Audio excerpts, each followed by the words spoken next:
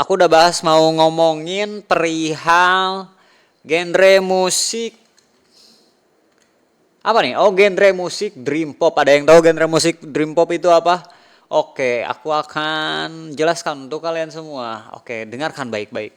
Nah, jadi genre musik dream pop ini pertama kali digunakan oleh kritikus musik untuk menggambarkan band seperti Cocteau the Twins yang menggabungkan gitar berlapis efek vokal yang penuh verb gitu ya, dan melodi yang tidak mengikuti struktur konvensional, dan musiknya bukan untuk didengarkan sambil terburu-buru tapi untuk direnungi gitu.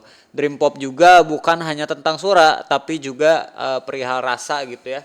Perasaan melankolis, nostalgia atau bahkan rindu pada suatu yang tak jelas wujudnya gitu.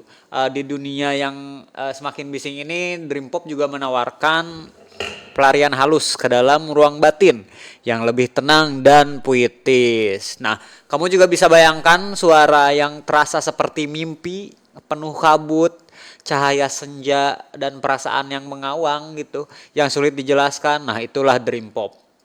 Genre ini muncul di pertengahan akhir tahun 80-an saat beberapa musisi terutama di negara Inggris mulai bereksperimen dengan tekstur suara dan emosi yang lebih lembut dibanding arus utama yaitu rock atau punk pada saat tahun itu gitu ya. Dan dream pop lahir dari akar post punk dan new wave.